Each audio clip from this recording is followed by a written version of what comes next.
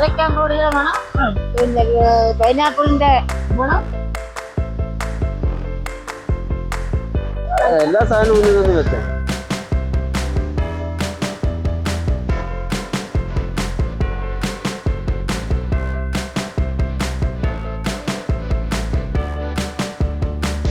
നമുക്ക് കഴിക്കുകയും ചെയ്യാം.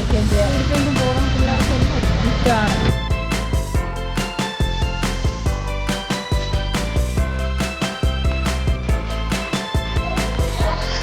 കിടിലമായിട്ട് ഇരുന്ന് കഴിച്ച് ചായയോടൊപ്പം കുടിച്ചു പോകാൻ പറ്റിയ കിടിലനൊരു സ്പോട്ട് തന്നെയാണ് ഇവിടെ. എല്ലാവർക്കും നമസ്കാരം. നമ്മുടെ കൊല്ലംകാർക്ക് വെട്ടുകേക്കെന്ന് കേൾക്കുമ്പോൾ ആദ്യം നമുക്ക് ഓർമ്മ വരുന്നത് കൊല്ലത്തെ എഴുത്താണിയിലെ വെട്ടുകേക്കും പച്ചക്കറിയുമാണ്. പക്ഷെ അതിനേക്കാൾ നല്ല കിടുക്കാഴ്ചയായിട്ടുള്ള ഒരു വെട്ടുകേക്ക് കിട്ടുന്ന കിടിലൻ സ്പോട്ടിലാണ് ഞാനിപ്പോൾ ഉള്ളത്. ഞാനുള്ളത് കൊട്ടാരക്കര സദാനന്ദപുരത്താണ്. സദാനന്ദപുരത്ത് KTDCയുടെ മോട്ടലിന്റെ ഓപ്പോസിറ്റ് ആയിട്ട് കാണുന്ന കുഷ്യൻ ചേട്ടന്റെ കടയിലാണ് ഞാനിപ്പോൾ ഉള്ളത്. ഇവിടെ കാണുന്ന വെറൈറ്റി ആയിട്ടുള്ള ഒരുപാട് വിശേഷമുണ്ട്. അതിന്റെ കൂട്ടത്തില് ഞങ്ങൾ കഴിച്ചു നോക്കിയ ഈ വെട്ടുകേക്കിന്റെ വിശേഷങ്ങളാണ് ഇപ്പോൾ പങ്കുവയ്ക്കുന്നത്.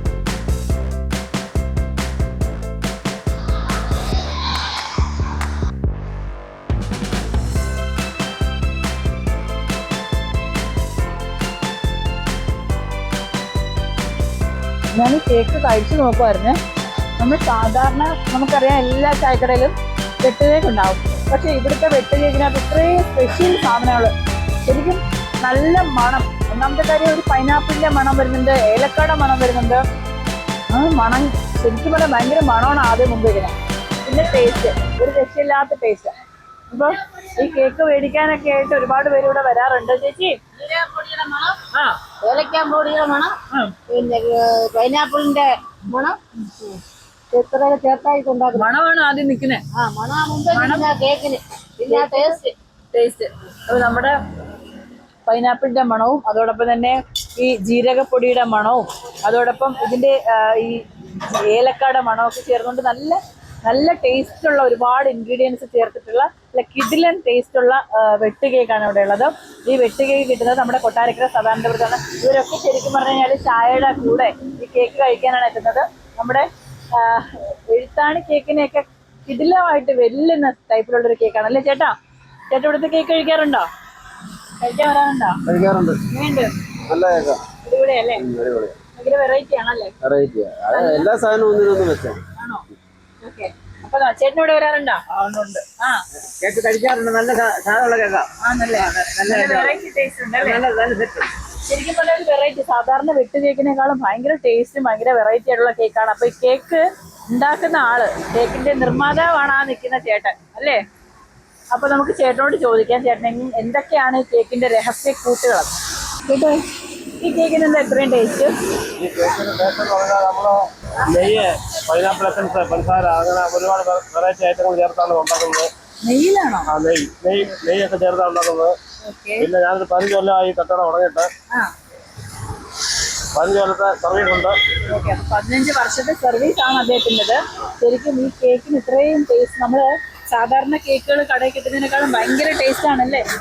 നല്ല ചെലവാണ് കേക്കിന്. 10-300 കേക്ക് ഡെയിലി ചെലവാകും. നല്ല ചെലവാണ്. ഈ കടയിൽ ഏറ്റവും കൂടുതൽ ചെലവായി പോകുന്ന സാധനം നമ്മുടെ കേക്ക് തന്നെയാണ് അല്ലേ?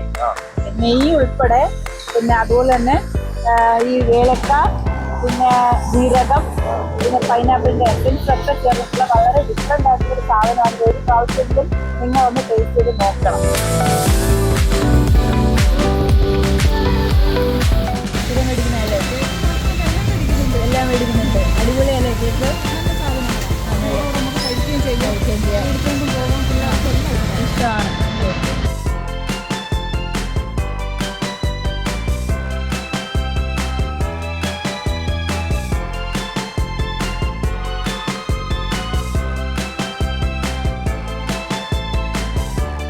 പിന്നെ ഇവിടുത്തെ മുട്ട ബജി എന്ന് പറഞ്ഞാൽ നമുക്കറിയാം ഒരു മുട്ട ഫുള്ളായിട്ടുള്ളതാണ് മുട്ട ബജിയിലുള്ളത്. അപ്പം ഞാൻ ഏകദേശം കടിച്ച് കഴിഞ്ഞു പകുതിയോളം. അപ്പോൾ സാധാരണ നമുക്കറിയാം മുട്ട ബജി പകുതി ഇങ്ങനെ കീറിയിട്ടാണ്, ഹാഫാണ് വെക്കുന്നത്. പക്ഷെ ഒരു മുട്ട ഫുള്ളായിട്ടുള്ളൊരു മുട്ട ബജിയാണ് ഇവിടെ കിട്ടുന്നത്. അപ്പോൾ നമ്മുടെ ഇവിടെ